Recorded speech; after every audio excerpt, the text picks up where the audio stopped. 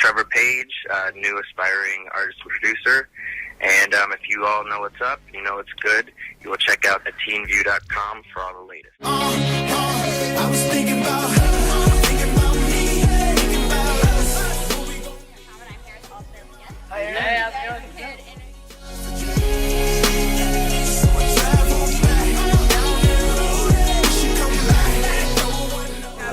Hi, I'm Victoria Justice, and you're watching. When did you start being a part of the music industry? I mean, like what age? Honestly, I kind of started volunteering at a young age, working in television. I always wanted to be a part of music, but coming from a small town, it wasn't exactly something that was kind of real. So I moved when I was, a few years ago, I moved over to Orlando and met a lot of people, and then I ended up flying to LA to work on the TV Guide Awards and the NAACP Awards, and that kind of just basically gave me an insight kind of into the behind the scenes of entertainment, and I definitely saw a lot of musical performances and stuff like that. So it kind of just was like an eye opener that this was not just a crazy dream, and it was something that I could actually achieve. You know. Okay, so what did you do with both of those award shows? I actually worked in audience casting. Believe it or not, there are seat fillers that basically they want a house to look full at all times. So I was the assistant to a lady that's awesome. Her name is Jackie Stathis, and basically we were in charge of making the house look packed. We would literally, when somebody would go up to accept an award, or to go to we would basically have to make sure that those seats were filled with other people. Awesome. And also, so after that, when was the first time you recorded a song or did a cover or something like that in front of someone else? In front of someone?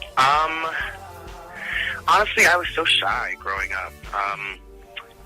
I think I was probably a few years ago. I was in Orlando. A buddy of mine kind of. I definitely was always singing all over the place, but I was definitely really shy to actually do a performance or a recording. And a buddy of mine he bought a cheap recording program called Acid, and basically he just said, "Come over and lay this part down," and it kind of I was hooked ever since. And then we actually ended up going and performing at a little. I think it was called Underground Blues, a little coffee bar kind of thing. Awesome. So now, I mean, with your song on iTunes, what are the next steps for you? Where are you going to go from here? I'm always trying to be performing and to be reaching out to new fan base and staying busy. So I would just really like to.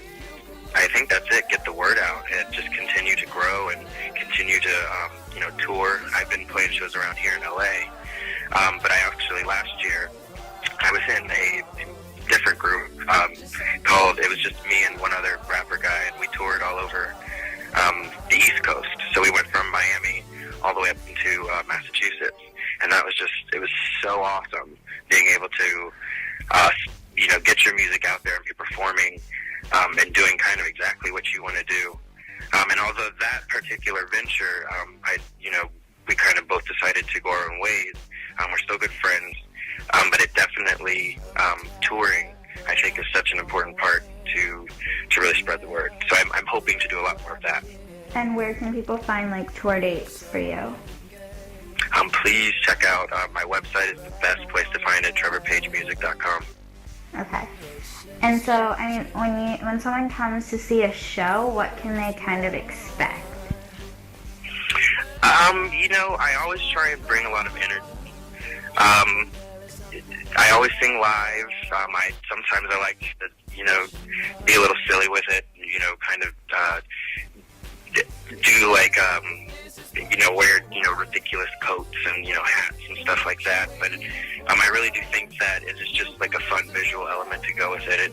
It really is like although it's all me, it's definitely a chance for me to explore different characters kind of and different aspects of myself. Okay.